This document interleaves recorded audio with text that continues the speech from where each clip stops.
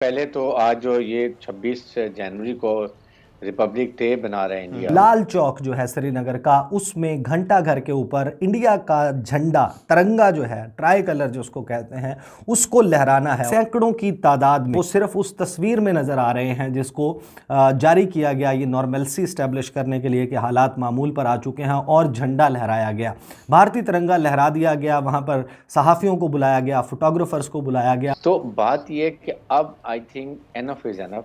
अब हालात नॉर्मल हो गए हैं और इस न्यू नॉर्मल को एक्सेप्ट कर लिया है कश्मीर के रहने वालों को। ये मोदी कश्मीर में जाते हैं अपनी इलेक्शन मुहिम के दौरान, और मैंने देखा तस्वीर सामने आई, ये कश्ती के अंदर सवार होते हैं और हाथ हिला रहे होते हैं। 1948 में अंबेडकर जो था उसने इंडियन कॉन्स्टिट्यूशन जो है वो तहरीर किया था। और बदकिस्मती से और ये साहब दुनिया जो है वो खामोश है, आवाजें नहीं उठ रही, अपने मुफादात हैं उनके।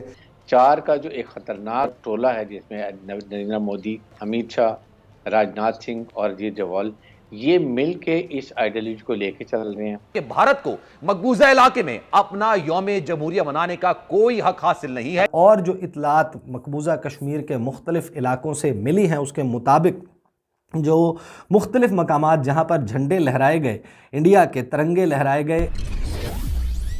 जय हिंद दोस्तों, a very warm welcome to Hindustan special channel. कल भारतवर्ष ने अपना 73वां गणतंत्र दिवस मनाया। इस मौके पर कुछ ऐसा हुआ जो आजादी के बाद पहली बार हुआ। आजादी के बाद पहली बार श्रीनगर के लाल चौक पर तिरंगा फहराया गया। इस दौरान बड़ी संख्या में स्थानीय युवाओं के अलावा महिलाएं और बच्चे भी मौजूद रहे। आर्टिकल 370 के हटने और आतंकियों के लगातार खात्मे के कारण स्थानीय लोग आगे आए और उन्होंने लाल चौक पर बने घंटा घर के टॉप पर तिरंगा फहरा दिया।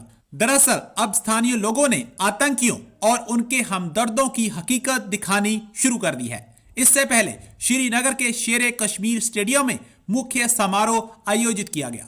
इस मौके पर शानदार परेड हुई। अब श्रीनगर के लाल चौक पर आजादी के बाद पहली बार तिरंगा फहराए जाने पर पाकिस्तान में मातम है और पाकिस्तान की बौखलाहट साफ तौर पर देखी जा सकती है। 5 फरवरी को जब उसका 5 अगस्त को जब स्पेशल स्टेटस जो है वो ख़त्म किया गया मकबूजा जम्मू और कश्मीर का, अब हालात नॉर्मल हो गए हैं और इस न्यू नॉर्मल को एक्सेप्ट कर लिया है कश्मीर के रहने वालों को वालों ने। और उसके लिए फिर मुख्तलिफ एक्सरसाइजेस की गई। आपको पता है कि एक यूरोपीय यूनियन के पार्लियामेंटेरियंस उनका एक ट्रिप अरेंज करवाया गया, उनको लेकर जाया गया। तो ये साबित करने की कोशिश करते हैं और बैनुल अक़वामी बरादरी बड़ी मार्केट होने की वजह से इंडिया की गवर्नमेंट का मौक़िफ़ तस्लीम भी करती है कि और बड़ी हद तक उसके आंखें बंद कर लेती है कश्मीर में होने वाले मजालिम पर। लाल चौक जो है श्रीनगर का, उसमें घंटा घर के ऊपर इंडिया का झंडा, तिरंगा जो है, ट्राई कलर जो उसको कहते हैं, उसको लहराना है। और उसके लिए जब आप तस्वीर देखेंगे, आप इंटरनेट पर जाकर देखें उसकी तस्वीर, सैकड़ों की तादाद में फ़ौजी जो है वो सिर्फ उस तस्वीर में नज़र आ रहे हैं जिसको जारी किया गया ये नॉर्मलसी इस्टेब्लिश करने के लिए कि हालात मामूल पर आ चुके हैं, और झंडा लहराया गया, भारतीय तिरंगा लहरा दिया गया। वहाँ पर सहाफ़ियों को बुलाया गया, फोटोग्राफर्स को बुलाया गया, और लाल चौक में एक बड़ी भारी नफरी जो है वो देखी जा सकती है। और जो इतलात मकबूजा कश्मीर के मुख्तलिफ इलाकों से मिली हैं उसके मुताबिक जो मुख्तलिफ मकामात जहाँ पर झंडे लहराए गए, इंडिया के तिरंगे लहराए गए, कि ये पहली मरतबा है इंडिया की आज़ादी के बाद कि इस मकाम के ऊपर झंडा लहराया। झंडा ज़बरदस्ती लहराया, वो आपको सामने फ़ौज देखकर अंदाज़ा हो जाएगा। उस पर पाकिस्तान का जो दफ्तर ख़ारजा है उन्होंने कहा कि today when the Kashmiris in IIOJ&K and around the world mark 26 January as a black day against India's operation, the government and people of Pakistan reaffirm their unshakable resolve to continue to raise their voice and extend all possible support for the right of self determination of the people of IIOJ&K।